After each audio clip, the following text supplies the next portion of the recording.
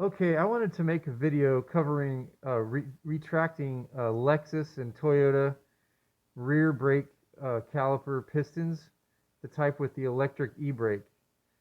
And this is, of course, being done without a scan tool because most people don't have a scan tool.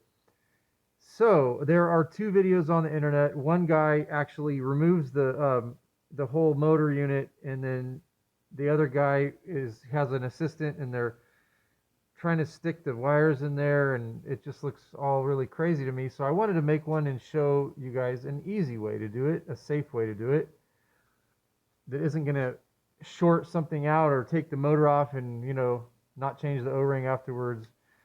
So here goes. First of all, you want to connect two jumper wires here that are insulated, so the alligator clips, in other words, are insulated.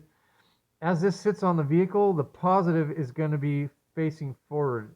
In other words, they sit like this, and so the forward connector is going to be connected to positive. All I'm using here is an old battery charger. You could use a battery, you could use something you plug into your cigarette lighter. It doesn't matter. If it's 10 or 12 volts, it'll work. Okay, and then the next thing you're going to do that most people don't do is connect a bleeder bottle and open your brake bleeder. You never ever want to push a piston back with the bleeder closed because you force old brake fluid up into the system and so many other things. If you have multiple, calipers taken apart, you'll push the piston out on the other side. There's just so many reasons. You always want to open the bleeder screw when you're compressing a piston. Besides, it's just a lot easier. I don't know why nobody does that. Anyway, so what I'm going to do here is get set up. Normally I would just use an old brake pad and some channel locks, but I am going to do it with the compressor this time, little $5 thing. So I'm going to put my old inboard pad on here and set this up and kind of get it snug a little bit.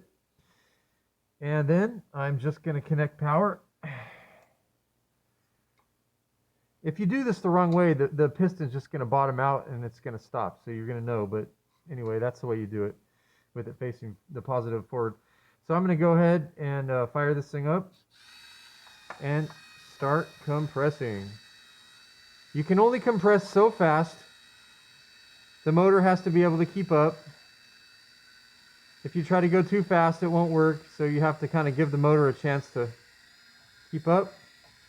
And it's done. Easy as that. Simple, safe, and effective. And now sometimes you'll get a little bubble in the dust boot.